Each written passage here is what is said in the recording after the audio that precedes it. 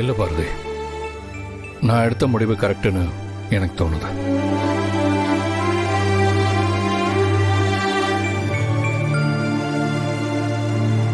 மித்ரா என்ன 10 வருஷமா லவ் பண்ணிட்டு இருக்கா.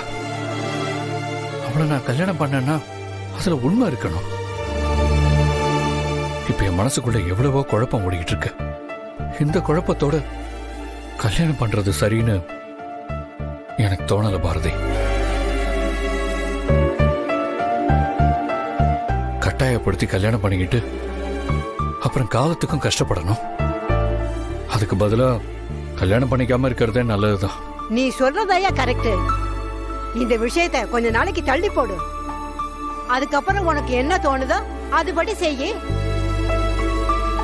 ஆமா ஆதி, எதையுமே எடுத்தம் கவுத்தன்னு முடிவு பண்ணக்கூடாது. கொஞ்ச நாள் ஆற போட்டுதான் முடிவு பண்ணணும். சரி ஆதி, அதெல்லாம் அப்புறமா பேசிக்கலாம். நீங்க முதல்ல போய் குளிச்சுட்டு வாங்க, எல்லாரும் சாப்பிடலாம். சரி.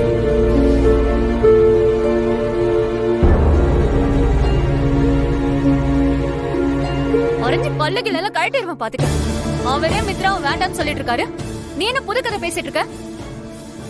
அவளை பத்தி இவளுக்கு முழுசா தெரியல. நைட்டெல்லாம் என்ன நாடகம் போட்டு ஆதிய தாலி கட்ட வைக்க பார்த்தா தெரியுமா?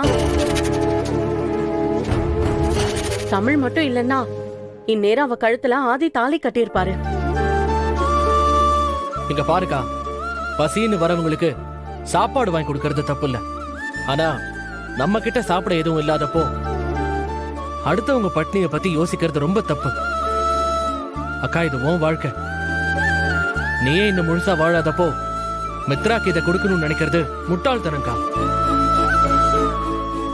இவகிட்ட எதுக்கு இதெல்லாம் சொல்லிட்டு இருக்க? இங்க பாரு, நீ ஆதி கூட தான் வாழணும், ஆதி கூட தான் வாழ போற. இனிமே நீயே நினைச்சாலும் தடுக்க முடியாது, புரியுதா?